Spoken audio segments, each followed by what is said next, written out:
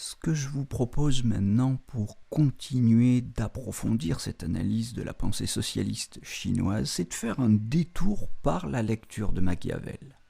Pour amplifier, pour zoomer, comme on dirait peut-être aujourd'hui plus familièrement, les fondements théoriques possibles de la doctrine socialiste de Xi Jinping, la relecture de Machiavel peut être utile non seulement parce qu'il est l'un des auteurs qu'avait lu Spinoza, et comme nous sommes entrés dans cette analyse de la notion de puissance par une relecture de Spinoza, eh bien, effectivement, la relecture de Machiavel coule, si je puis dire, de sources, mais plus directement parce que Machiavel est un penseur pré-marxiste, lui aussi identifié comme tel par les marxistes eux-mêmes, théoricien de la pratique politique. Alors, il me semble que mutatis mutandis, Machiavel est une espèce de Ramfeize occidental, ou Ramfeize, le grand penseur légiste chinois, un équivalent chinois de Machiavel. Et Jean Lévy le nomme d'ailleurs comme cela dans son Ramfeize sur le Tao du Prince. Jean Lévy qualifie Ramfeize de Machiavel chinois. Alors précisons bien pour nous situer que la relecture marxiste de Machiavel a commencé avec Benedetto Croce, qui fait de Marx le Machiavel du prolétariat. Je cite Benedetto Croce dans Matérialisme historique et économie marxiste en 1981 pour la traduction française. Marx enseigne, je le cite, même avec ses propositions approximatives dans le contenu et paradoxales dans la forme, à pénétrer dans ce qu'est la société, dans sa réalité effective. Bien plus, pour cet aspect-là, je m'émerveille que personne n'ait pensé jusqu'ici à l'appeler, pour lui faire honneur, le Machiavel du prolétariat.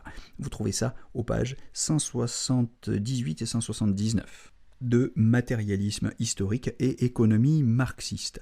Alors, cette relecture de Machiavel, qui commence donc avec Benedetto Croce, s'est continuée avec Althusser, qui a vu un outil pour penser la prise du pouvoir révolutionnaire. Et là, je renvoie tout simplement à l'ouvrage magistral de Louis Althusser, paru en 1994 pour la première fois et réédité en 2009, qui s'intitulait « Machiavel et nous ». Nous désignons bien sûr les marxistes. Alors, je n'approfondirai pas la contestation d'une référence marxiste à Machiavel, qui est exposée par exemple par un très bon article de Julien Pallotta, centré sur la question du dépérissement de l'État.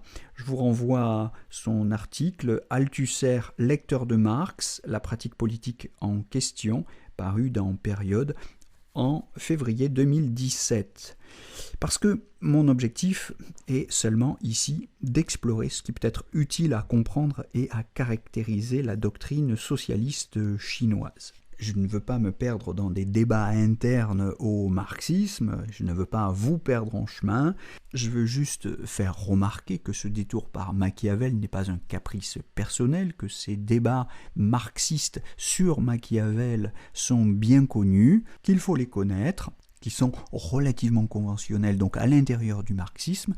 La lecture de Machiavel, comme critique du pouvoir, conserve tout son intérêt pour repenser la liberté et le concept de puissance, non pas en dépit du pouvoir ou de la force militaire, mais justement grâce à elle.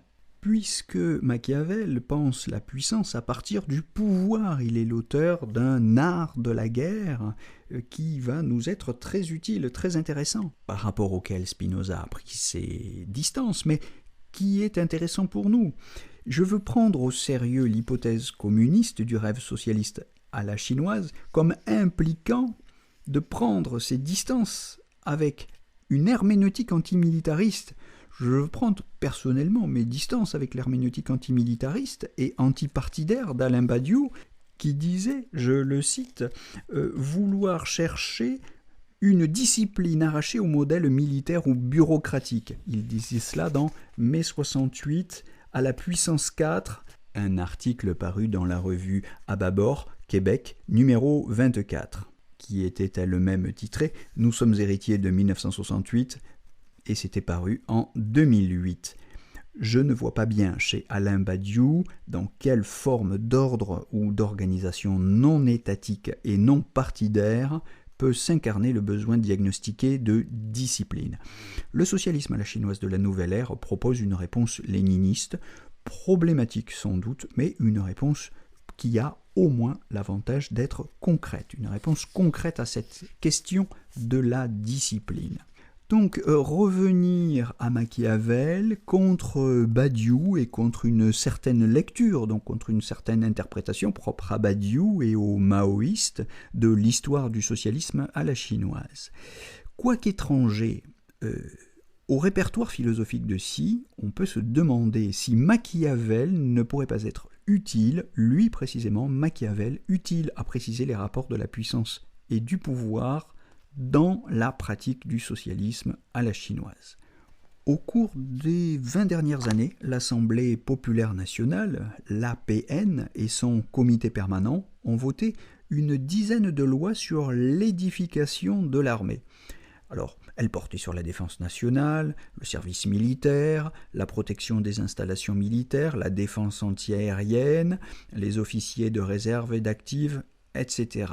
Le Conseil des affaires de l'État et la Commission militaire centrale ont écrit conjointement plus de 40 codes administratifs militaires, donc un gros travail, et la Commission militaire centrale en a écrit de son côté plus de 70.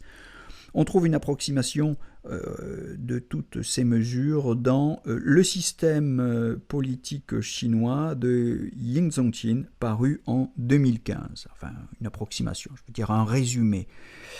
Ça a été une période de réforme active, de transition.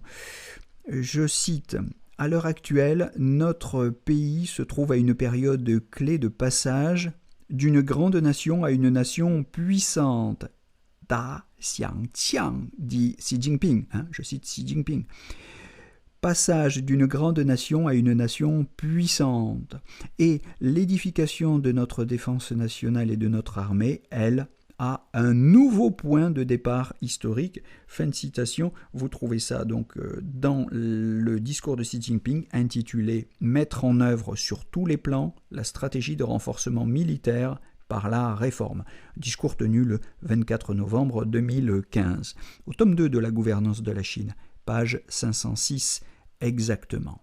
Donc vous voyez que la question de la puissance a aussi quelque chose à voir avec celle du pouvoir au sens militaire du terme.